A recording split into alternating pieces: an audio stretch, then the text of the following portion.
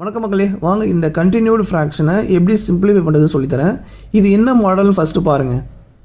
இந்த சம்மில் 1 1 1 இங்கே எல்லாமே 1ன்னு இருக்குது, இங்கேயும் எல்லாமே 1ன்னு இருக்குது, இங்கே மட்டும் நம்பர் 1/4ன்னு இருக்குது. ஸோ இங்கே என்ன வேணால் இருக்கலாம், 2/3 3/4 இங்கே என்ன வேணால் இருக்கலாம். பட் இங்கே எல்லாமே 1 தான் இருக்குது. ஸோ இங்கே எல்லாமே 1ன்னு வந்துச்சுன்னா இதை எப்படி சால்வ் பண்ணுறதுன்னு சொல்கிறேன்.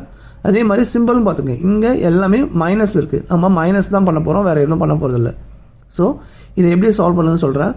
ஃபஸ்ட்டு இங்கே 1/4 இருக்குல்ல லாஸ்ட்டாக, இதை தான் நீங்கள் ஃபஸ்ட்டு எடுத்துக்கணும். அந்த 1ஐயும் 4ஐயும் பக்கத்தில் போட்டுக்குங்க. நெக்ஸ்ட்டு எத்தனை மைனஸ் இருக்குது, 1 2 3 4. ஸோ 4 புள்ளி வச்சுக்கணும்.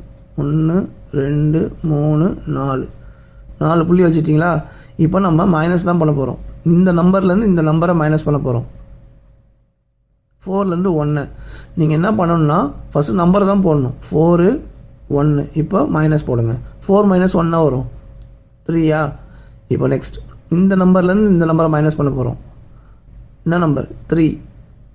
3லேருந்து 4 தான் மைனஸ் பண்ணுவோம். அப்போ 3யும் 4யும் ஃபஸ்ட்டு போட்டுக்குங்க. நெக்ஸ்ட்டு மைனஸை நடுவில் போடுங்க. 3 - 4 என்ன வரும்?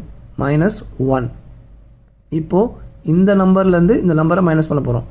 இப்போ நான் என்ன சொல்லியிருக்கேன், ஃபஸ்ட்டு நம்பரை தான் போடணும்னு சொல்லியிருக்கேன். நம்பர் போடும்போது என்ன சைன் இருக்கோ அதுவும் சேர்த்து தான் நம்பராக வரும். அப்போது -1 3 இது ரெண்டு தான் நீங்கள் மைனஸ் பண்ண போகிறீங்க. ஸோ மைனஸ், அப்போ என்ன வரும்? -4 வருமா? -4ஐ இங்கே போட்டுட்டேன்.